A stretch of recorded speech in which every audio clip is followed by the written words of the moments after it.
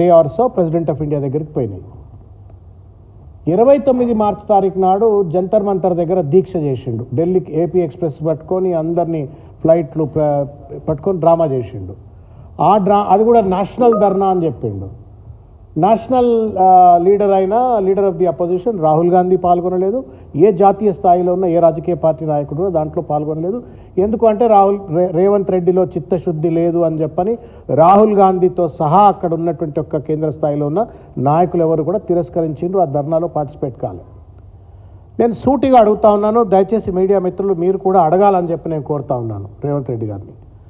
ఇవాళ దీక్ష పేరు మీద 5, 6, 7 తారీఖు నాడు దీక్ష పేరు మీద మరొక్కసారి ఒక దగాకు పాల్పడాలని ప్రయత్నం చేస్తున్న రేవంత్ రెడ్డి గారు మార్చి 29 తర్వాత ఢిల్లీలోనూ దీక్ష చేసిన తర్వాత ఆ బిల్లుల గురించే కదా ఇప్పుడు పోతా అంటున్నాడు.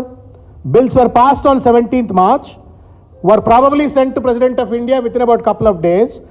మార్చ్ పోయింది, ఏప్రిల్ పోయింది, మే పోయింది, జూన్ పోయింది, జూలై పోతుంది, ఆగస్ట్ 5, 6, 7 తనడు అది కూడా మళ్ళీ పోస్ట్పోన్ అని చెప్పని మాట్లాడుతూ ఉండు. గుడ్డి గుర్రం పళ్ళు అవుతుందా ఈ ప్రభుత్వం? You have a constitutional obligation. నీకు తెలుసు రాజ్యాంగం మీద అంత అవగాహన నీకు లేకపోయినా నీ పక్కనున్న చీఫ్ సెక్రటరీలు, ఎన్నికల కమిషన్ అధికారులు అయితే చెప్తారు కదా. వాళ్ళైతే సోయలేని వాళ్ళు కాదు కదా, చెప్పాల్సిన బాధ్యత అయితే వాళ్ళకు ఉంది కదా. హైకోర్టు చెప్పింది అని చెప్పని సెప్టెంబర్లోపు ఎన్నికలు జరపాలా అనేటువంటి ఒక ఆగమేఘాల మీద నువ్వు ఇవాళ దీక్షలు డ్రామాలు చేస్తూ ఉన్నావు. ఈ 4 నెలలు రేవంత్ రెడ్డి గారు ఎక్కడ పడుకున్నారు? ఈ ప్రభుత్వం ఎందుకు మొద్దునిద్రపోయింది? నిజంగానే నీకు చిత్తశుద్ధి ఉన్నట్టయితే ఈ బిల్స్ పోయిన 15 రోజులకే ఢిల్లీలో అన్ని రాజకీయ పార్టీలను అఖిలపక్ష సమావేశం తీసుకెళ్ళి ఉండాల్సి ఉండే కదా. ఆల్ పార్టీ మీటింగ్ను హైదరాబాద్లో కండక్ట్ చేసి ఉండాల్సి ఉండే కదా. బీజేపీ 8 మంది పార్లమెంట్ సభ్యులు ఉన్నారు, తర్వాత కాంగ్రెస్కు 8 మంది పార్లమెంట్ సభ్యులు ఉన్నారు. బనకచర్ల లాంటి ఒక దోపిడీ ప్రాజెక్టు నువ్వు మద్దతు ఇస్తూ ఉన్నావు. దాని మీద అఖిలపక్ష సమావేశం ఆల్ పార్లమెంట్ మెంబర్స్ మీటింగ్ పెట్టినప్పుడు ఈ యొక్క 2.5 కోట్ల మంది ప్రజలకు సంబంధించిన అత్యంత కీలకమైనటువంటి ఈ సమస్య పైన ఇదే పార్లమెంట్ సభ్యుల యొక్క సమావేశం ఎందుకు పెట్టలేదు?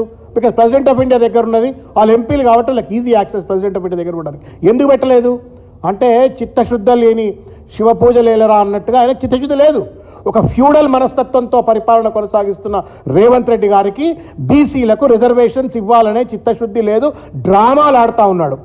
నెంబర్ 1, నువ్వు ఇంతవరకు అఖిలపక్ష సమావేశం పెట్టలే, ఇంతవరకు ప్రధానమంత్రి దగ్గరికి ఆల్ పార్టీ డెలిగేషన్ తీసుకుపోలే, రాష్ట్రపతి దగ్గరికి ఆల్ పార్టీ డెలిగేషన్ తీసుకుపోలే. 5 నెలల పాటు డ్రామాలు చేసి మళ్ళీ కూడా ఇవాళ ఢిల్లీ నడివేదల మీద డ్రామా చేస్తా అని చెప్పని మాట్లాడుతూ ఉన్నావు. ఇవాళకి కూడా ఆన్ గోయింగ్ పార్లమెంట్ సెషన్స్లో what kind of a legislative strategy that you are going to adopt to ensure that the BC bills are passed? 42% reservation రావాలంటే అది 9th షెడ్యూల్లో ఇన్కార్పొరేట్ చేస్తారా, లేకపోతే మొత్తానికి ఈ 2 బిల్లులు రాష్ట్రపతితో పాస్ చేయించే విధంగా పార్లమెంట్ సాక్షిగా ఒత్తిడి పెడతారా? అసలు పార్లమెంట్లో ఏం చేయబోతా ఉన్నా నీకైనా తెలుసా రేవంత్ రెడ్డి గారు? ఏం చేయాలనేటువంటి ఒక విషయాన్ని నీ పార్లమెంట్ సభ్యులతో చర్చ చేసినవా? Forget about your parliament members. నీ అభిషేక్ మను సింఘ్వి, అనుసంధానంగా పనిచేసే కపిల్ సిబల్, పెద్ద లీగల్ హ్యూమనరీస్ నీ కోట్ల కేసుల కొట్లాటకు పెద్ద అడ్వకేట్ల దగ్గర పోయి లీగల్ ఒపీనియన్ తీసుకుంటున్నావు. మరి 42% రిజర్వేషన్ సంబంధించిన దాని పట్ల why is that you're not taking legal opinion? I'm doubtful.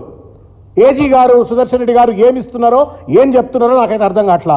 కనీసం ఢిల్లీలో ఉన్నటువంటి ఒక నీ పార్టీకి సంబంధించిన లీగల్ హ్యూమనరీస్ తోటైనా నువ్వేమైనా లీగల్ ఒపీనియన్ తీసుకున్నావా? తీసుకున్న దాఖలు అయితే లేవు, సత్య ప్రమాణంగా లేవు. ఏదో గుడ్డెట్టు చేలబడ్డట్టుగా పడిపోతూ ఇవాళ బీసీలను నయవంచనకు గురి చేస్తూ ఉన్నాడు. ఆఖరికి ఏం పట్టుకొస్తాడంటే, వాళ్ళకి నేను ఎంత ప్రయత్నం చేసినా, ఢిల్లీలో దీక్షలు చేసినా, అక్కడ డ్రామా చేసినా, ఇక్కడ డ్రామా చేసినా ఆ బిల్లులు పాస్ కావట్లేవు, ఆర్డినెన్స్ కొట్టివేయబడ్డది, కాబట్టి నీకు నేనేం చేసేది లేదు, నేను మాత్రం 42% రిజర్వేషన్ నా పార్టీలు ఇస్తా అని చెప్పి నువ్వు ఇచ్చేదేందువా? బీఆర్ఎస్ పార్టీ ఆల్రెడీ 50% ఇచ్చింది. గతంలో స్థానిక సంస్థల్లో కేసీఆర్ గారు 50% రిజర్వేషన్లు ఇచ్చిండ్రు. అంటే డ్రామా మీద డ్రామాలు చేసి ఎన్నాళ్ళు వంచనకు గురి చేస్తావు మమ్మల్ని చెప్పు రేవంత్ రెడ్డి గారు. నేను నమ్మి బీసీ డిక్లరేషన్ నమ్మి నీకు ఓట్లు వేసినాం, నిన్ను నమ్మి బీసీలు పాపం ఆబగా ఎదురు చూస్తూ ఉన్నారు. నేను అడుగుతా ఉన్నాను, మీరు మీడియా మిత్రులు కూడా దయచేసి ఆర్డినెన్స్ బిల్లులు పెండింగ్లో ఉండగానే రాజ్యాంగ నిబంధనలకు విరుద్ధంగా ఆర్డినెన్స్ పట్టుకొచ్చినాడు. నేను మీకు చెప్తా ఉన్నా, రేవంత్ రెడ్డి గారిని మన అడిగినరు, ఢిల్లీలో జర్నలిస్టులు అడిగినరు, ఆ బిల్స్ ఎక్కడున్నాయి అన్నారు. అంటే రొటీన్ ప్రాసెస్, క్వైరీలు వస్తాయి, క్వైరీలు మేము పంపిస్తాం. మీ తాత జాగీర్లు కావు కదా సార్, ఇవి మా భవిష్యత్తులు, ఇవి మా బతుకు భరోసా, ఇది మా పిల్లల పిల్లల పిల్లల తరతరాల యొక్క బీసీల యొక్క భవిష్యత్తుకు పునాది అయ్యేటువంటి ఒక బిల్ అది. మేము వస్తుందట, ఆయన పంపుతాడట, ఎవడి చెప్పడట. అట్లుంటుందా అన్నా ఏమన్నా? మీరు చెప్పరు మీ మీడియా మిత్రులారా, అట్లే ఉంటుందా? ప్రభుత్వం నడిపే పద్ధతి అదేనా? ఒక బిల్లు పోయిన తర్వాత, ఒక కీలకమైన బిల్లు, కోట్ల మంది ప్రజలు ఎదురు చూసే బిల్లు, దాని పట్ల ఒక లీగల్ క్వైరీ వచ్చినా, లేకపోతే రిజెక్ట్ చేసినా, లేకపోతే ఇంకేదైనా సమాధానం కావాలని చెప్పి అడిగిన తర్వాత, don't you think it is the customary, it's an obligation on the part of the chief minister to communicate the people of Telangana? ప్రజల బిల్లు కదా అది. నువ్వు ప్రజల బిల్లును ప్రజలకు చెప్పకుండా పంపినా అని చెప్పని బుల్డోజ్ చేసి పడేసి, వాళ్ళని ఏదో చిట్ చాట్ చేసి పడేసి, వాళ్లకు చెక్కలుగులు పెట్టి పంపిస్తే ఇది ఎక్కడ ముచ్చట? ఇది మోసం, దగ. నేను మళ్ళీ చెప్తా ఉన్నాను, 160 కోట్ల రూపాయలు పెట్టి నువ్వు కాస్ట్ సర్వే రిపోర్ట్ చేసినావు, ఫైన్. ఇంతమంది సోదరులు చెప్పిండ్రు ఆ రిపోర్ట్ చేసిన పద్ధతి తప్పు అని చెప్పని. ప్లానింగ్ కమిషన్ ద్వారా కాదు, డెడికేటెడ్ ఇండిపెండెంట్ కమిషన్ ద్వారా, నిరంజన్ గారి ద్వారా జరిపించాల్సి ఉండే అని చెప్పని చెప్పిండ్రు. నెత్తిమే నోరు పెట్టుకొని మొత్తుకున్నాడు ఆయన. Ever since the cost census చర్చ వచ్చిన ప్రతిసారి కూడా ఆయన నెత్తిమే నోరు పెట్టుకొని ప్రభుత్వం ఇట్లా చేయాలని చెప్పని చెప్పిండ్రు. వినలేదు, చేసిన రిపోర్ట్ను బయట ఎందుకు పెట్టావు? ఆయన మా రిపోర్టే అది, మేము ఎంతమంది ఉన్నామో మాకెంత అని మేము అడుగుతామని చెప్పని భయానికి నువ్వు బయట పెడతలేవా? చెప్పు నాకు. నువ్వు క్లాసిఫైడ్ డేటా ఇచ్చి పడేసి అసెంబ్లీకి ఏదో ఇచ్చినా అని చెప్పినావు, డీటెయిల్డ్ రిపోర్ట్ రాహుల్ గాంధీకి ఇచ్చినావు. రాహుల్ గాంధీకి లెజిటిమేట్ రైట్ ఉన్నప్పుడు నాకెందుకు లేదు legitimate right? I'm a citizen, నేను ఒక బ్యాక్వర్డ్ క్లాస్ లెజిస్లేటర్. నువ్వు కనీసం అసెంబ్లీలో పెట్టావు, కౌన్సిల్లో పెట్టావు. Caste survey report confidential, Bhusani Venkateswararao report confidential, expert group report confidential.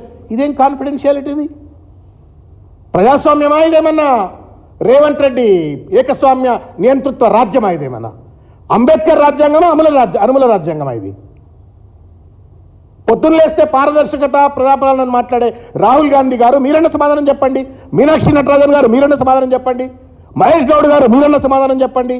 What nonsense is this? How come 3 important reports pertaining to the future of backward classes are kept confidential? మాకు అనుమానాలు ఉన్నాయి ఆ రిపోర్ట్లని తప్పని చెప్పని. ఎందుకు అంటే గత ప్రభుత్వం చేసినటువంటి ఒక సర్వేలో బీసీలు 52% ఉన్నారు అని చెప్పని, ముస్లిమేతర బీసీలు 52% ఉంటే నువ్వు దాన్ని 46% తీసుకొచ్చినావు. మేము అయినా పర్వాలేదు, సచ్చినోడి పెళ్లికి వచ్చిందే కట్నం అని చెప్పని ఏం చేయలేక చేతులు ముడుచుకొని కూర్చున్నాం. డేటా బయటికి పెట్టు. డెడికేటెడ్ కమిషన్ ట్రిపుల్ టెస్ట్ ప్రకారంగా, సెకండ్ ప్రిన్సిపల్ ప్రకారంగా, the government Bhusani Venkateswararao report is supposed to identify the unit wise political backwardness based on which you have to arrive at the percentage of the reservations that they are supposed to get. Unit wise అంటే ఏంటి? ఏ గ్రామంలో ఏ కులాల వాళ్ళు ఎంతమంది ఉన్నారు, ఆయా కులాల వాళ్లకు ఎన్నిసార్లు రాజకీయ ప్రాతినిధ్యం లభించింది, రాలేదని చెప్పని వార్డ్ అయినా, డివిజన్ అయినా, గ్రామమైనా, మండలమైనా, జిల్లా పరిషత్ పరిధి అయినా ఇవన్నీ కూడా బయటికి రావాలా? ఎందుకు పెట్టరు సార్ మీరు? బయట ఎందుకు పెట్టరు మీరు? ప్రజలకు ఇవ్వవు, శాసనసభ్యులకు ఇవ్వవు, శాసన మండలి సభ్యులకు ఇవ్వవు, సొంత ప్రాపర్టీ అయినట్టు వాళ్ళు దాచుకునేటువంటి ఒక ప్రయత్నం చేస్తూ ఉన్నారు. ఢిల్లీలో పోయి డ్రామాలు చేస్తానని మాట్లాడుతూ ఉన్నారు. చరిత్రలో పెద్ద ద్రోహిగా మిగిలిపోతారు రేవంత్ రెడ్డి గారు ఒకవేళ గనక ఈ 42% రిజర్వేషన్ పట్టుకరాకపోతే. We are waiting, eagerly waiting. ఇది పునాది అవుతుంది భవిష్యత్తులో పార్లమెంటులో, అసెంబ్లీలో బీసీలకు అవసరమైనటువంటి రిజర్వేషన్ రావడానికి. ఇది తొలిమెట్టిది. ఈ తొలిమెట్టులనే గనక మమ్మల్ని మోకాళ్ళక నరికేసినట్టయితే రేవంత్ రెడ్డి గారు చరిత్రలో దోషిగా మిగిలిపోతావు, ద్రోహిగా మిగిలిపోతావు. You have no right to cheat the people. ఆ స్ట్రక్చర్ ఉంటుంది, తలాతోకా లేదు. బిల్లులు పంపుతావు, ఆర్డినెన్స్ చేస్తావు, బిల్లులు రిటర్న్ వచ్చినాయి అంటున్నారు, ఆర్డినెన్స్ కొట్టివేయబడి వెనక్కి పంపించింది అంటున్నారు. ఎవరికి ఏం తెలియదు. నాకు తెలిసే తోటి క్యాబినెట్ మంత్రుల కన్నా తెలిసే నాకు తెలియదు. పొన్నం ప్రభాకర్ గారు, మహేష్ గౌడ్ గారు మీరైనా సమాధానం చెప్పండి. You are the backward class representatives in the cabinet. You have an obligation, మీకు బాధ్యత ఉన్నది. మీరైనా చెప్పండి అని చెప్పని నేను కోరుతా ఉన్నాను. ఇకపోతే నేను ఒక విషయం అడుగుతా ఉన్నాను. కేటగరైజేషన్ అంటే ఉపవర్గీకరణ. బీసీలు అంటే అసలు బీసీలు లేరు. బీసీ అంటే BCA, BCB, BCC, BCD, BCE 2 bills తీసుకొచ్చినాడు. మీరు చాలా కేర్ఫుల్గా ఏమని చెప్పుకొడుతున్నారు మిత్రులారా. మీరు ఆ వర్గాలకు చెందినటువంటి వాళ్ళే కావచ్చు, చాలామంది జర్నలిస్టులు ఉంటారు కాబట్టి దయచేసి రండి. నువ్వు 2 బిల్స్ పాస్ చేసినావు. కామారెడ్డి డిక్లరేషన్లో ఏం చెప్పినావు నువ్వు? 2018 మేనిఫెస్టో నేనే రాసిన ఆ పార్టీకి. దాంట్లో కూడా ఆ మేనిఫెస్టో కమిటీ చైర్మన్గా దామోదర రాజ నరసింహ గారు, వైస్ చైర్మన్గా కోమటిరెడ్డి వెంకటరెడ్డి గారు, ఉత్తమ్ కుమార్ రెడ్డి గారు, ఈ ముగ్గురు వాళ్ళ క్యాబినెట్లో ఉన్నారు. And I assume that cabinet